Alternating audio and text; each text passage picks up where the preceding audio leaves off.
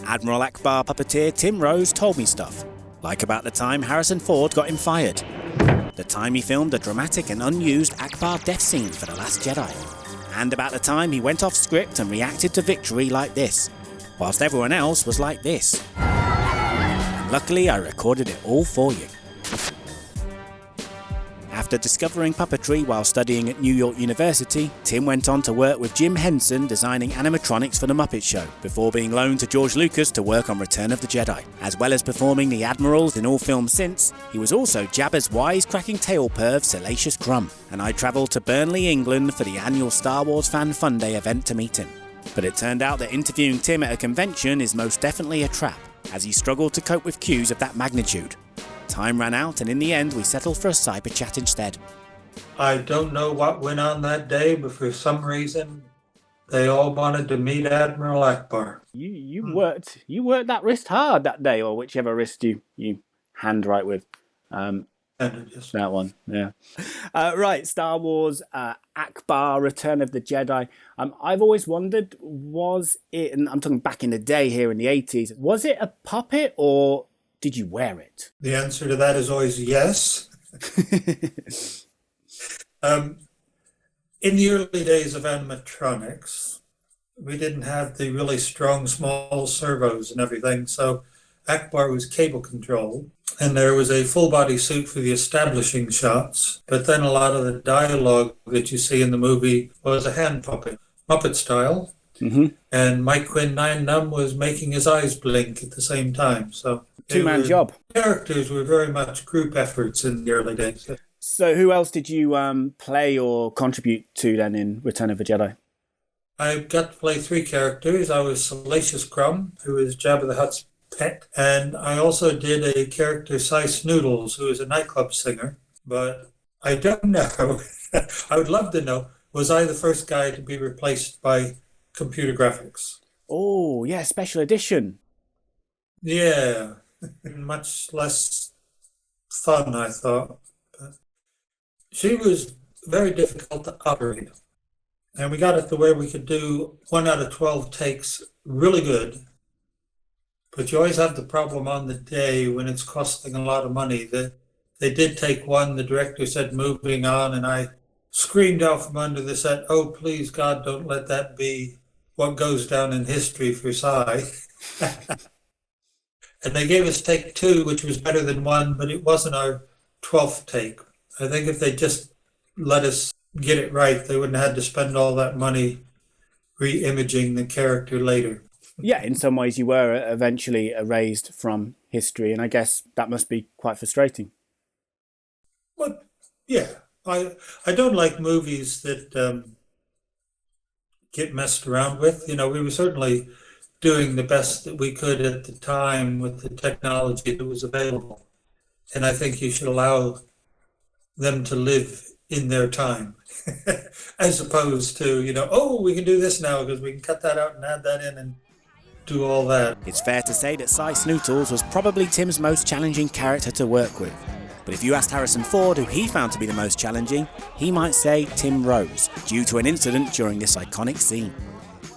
Cameraman said that he wanted us all in our positions, in our costumes, to get the light perfect. So we were all there for 4 hours before we turned over on the first take of Harrison being unfrozen from the carbon. Carrie ran in and gave him a big kiss. The curtains opened on him and his cronies, and we all shouted out, "We saw you kissing, we saw you kissing," like that.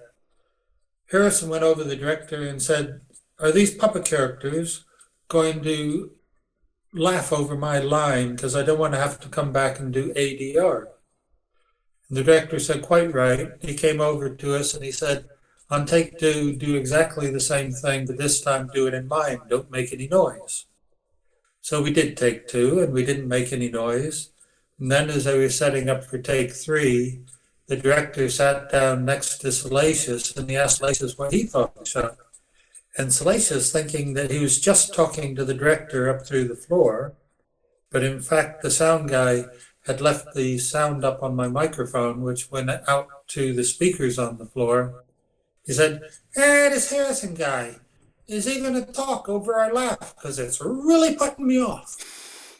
And the crew found it funny, but Harrison didn't. And he left the set, and he said he wasn't coming back until the person who said that was fired from the production. So this young AD came crawling down underneath, because I'm under this set, buried under there on a monitor with my arm up through the floor. He said, Tim, I got real bad news for you. We're going to have to fire you. And I said, well, can I apologize? It was just a joke. I was just relieving tension. No, he's very serious. He won't come back until you're gone. So I said, well, if I'm fired, who's going to do Salacious for take 3? And he looked around and he said, well, you are, but if anybody asks you, you got to tell them you're the new guy. When we were doing The Force Awakens, of course, it's hard to have a conversation with anybody when you're strapped inside of Ackbar. And of course, the only time I saw Harrison was when I was strapped inside of Ackbar. You were in disguise, which was probably a good thing. I've always wanted to apologize to him for telling the story, because I'm at great pains to say Harrison Ford is a great guy. I just happened to misread the sense of humor and do the wrong thing at the wrong time. For a Mon Calamari, death is a dish best served with lemon. Although with Ackbar, some fans were a little bitter that they never really got to see it. Admiral Ackbar, all our leadership, they're gone. In The Last Jedi, did you know that he died before you saw the film? Because obviously we don't see it, do we? We filmed it all. You filmed the death scene? Oh, yes. Even in this day of CG, they got in. We finished with all our bits of dialogue, and then they brought in the stuntmen who were in their flameproof costumes, and everybody had to leave. It was so dangerous, my death scene, that everybody had to leave set. And they basically, the 3 stunt guys, they blew them right across the set. And then, of course, because the glass is broken on the capsule, they get sucked out into the void of space. So the explosion happened, which blew them all towards camera. And then they were on snatch line, so they just got sucked to the top of the stage. So it was totally spectacular. I'm not privy to the editing side of things, but having seen it for real, I suspect that they looked at it and went, oh my God, what have we just done? I really like The Last Jedi a lot, and I'm not paid by Disney to say that, as people keep suggesting. I really like The Last Jedi, but for me, I would have gone with the epic Ackbar death. I feel like he deserves an epic kind of exit. Were you a little bit disappointed just to have a verbal exit from the saga? Yeah, very much so. I after The Force Awakens, for whatever reason, length of pictures, whatever, it all got cut out. So after waiting 30 years to reply as Ackbar, I was a little disappointed with Ackbar's role in that picture.